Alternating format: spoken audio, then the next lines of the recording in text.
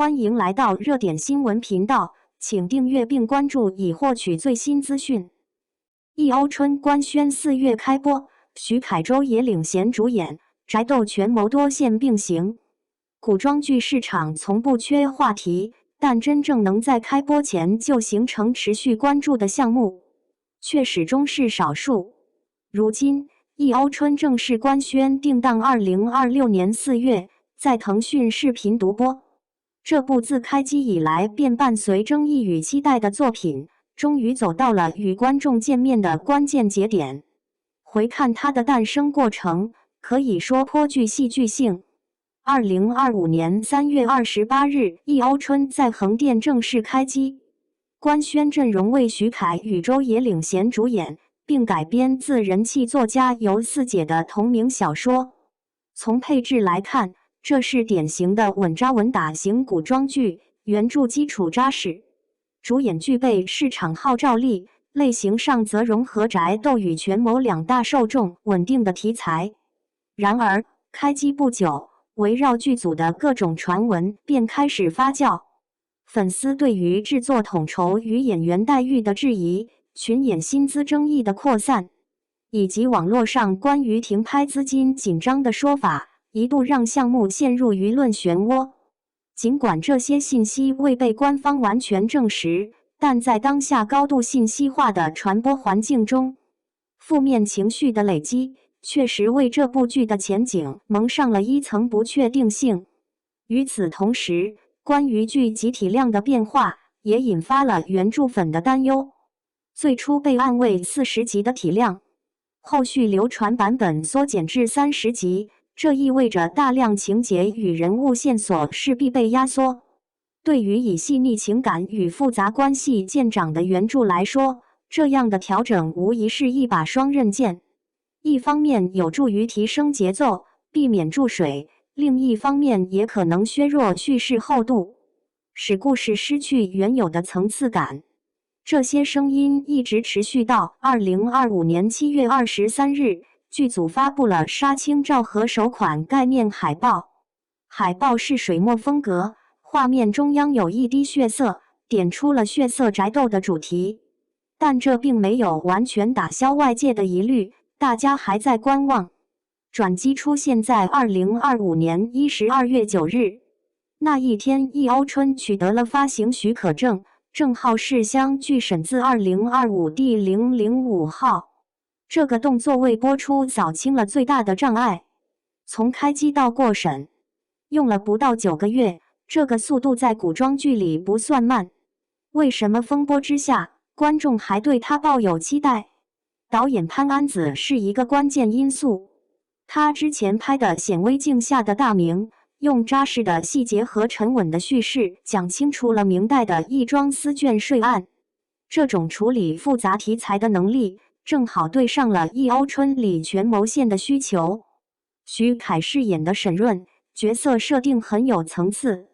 他从一个家道中落、被迫充军的少年，一步步成为权倾朝野的臣子。这个人物的复杂性在于，他外表需要维持一种文人式的谦和，内里却要藏着算计和锋芒。徐凯过往的古装扮相和表演，让书粉觉得他是目前市场上贴合这个形象的选择之一。周也饰演的谢清源是谢家的庶女，她14岁时生母被害，自己被接回谢家，表面温顺，暗地里一直在谋划复仇。这个角色不能一味的卖惨或耍狠，他需要在隐忍中透出机敏和韧性。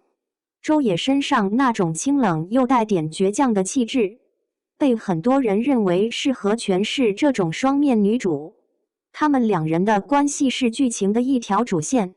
故事里有一个一文钱定情的设定，说的是两人年少落难时，用1枚铜钱定下约定，要努力活下去。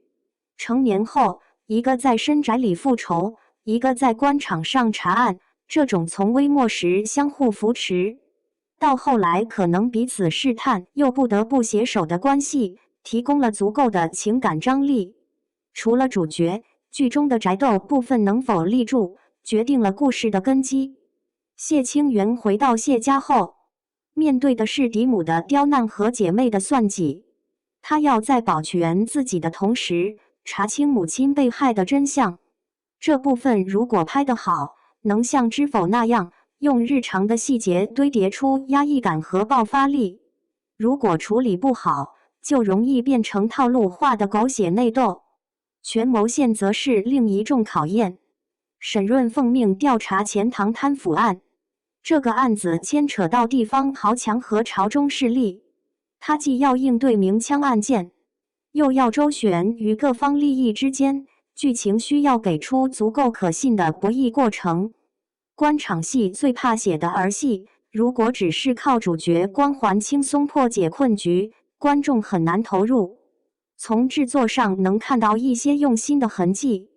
剧组在浙江桐乡的蒲院石上古镇取了景，想捕捉江南水乡的韵味。一些路透的服装造型也在尝试融入宋代的特点，比如珍珠面饰、莲花冠等元素。这些细节的积累是为了营造一个更沉浸的南宋氛围。当然，风险依然存在。30集的篇幅要装下宅斗、权谋、情感成长多条线，叙事节奏是个挑战。原著小说有大量的心理描写和细节铺垫，影视化改编必然要做取舍。取舍在哪里？改动了什么？播出时书粉和剧迷会有自己的判断。拍摄期间的那些传闻是否影响了最终的成片质量？比如戏份的分配，某些场次的完成度，也需要正片来验证。一部剧的诞生过程很少一帆风顺，但观众最终看到的只是屏幕上的结果。现在播出平台和时间已经落定，2026年4月，在腾讯视频会员可以抢先观看。对于等了很久的人来说，终于有了一个确切的日期。市场上古装剧的竞争从未停止，观众的口味也越来越清晰。大家想要的是逻辑自洽的故事，鲜活的人物和看得见的制作质感。综合来看，易欧春手中确实握有几张好牌，成熟的原著基础，具备关注度的主演阵容，以及在历史题材上有经验的导演团队。但牌如何打出，取决于创作层面的具体执行。是成为一部在争议中逆袭的口碑之作，还是在期待与现实落差中逐渐沉寂？答案很快就会揭晓。随着播出时间临近，这场从开机起便持续发酵的剧外戏也即将迎来真正的终章。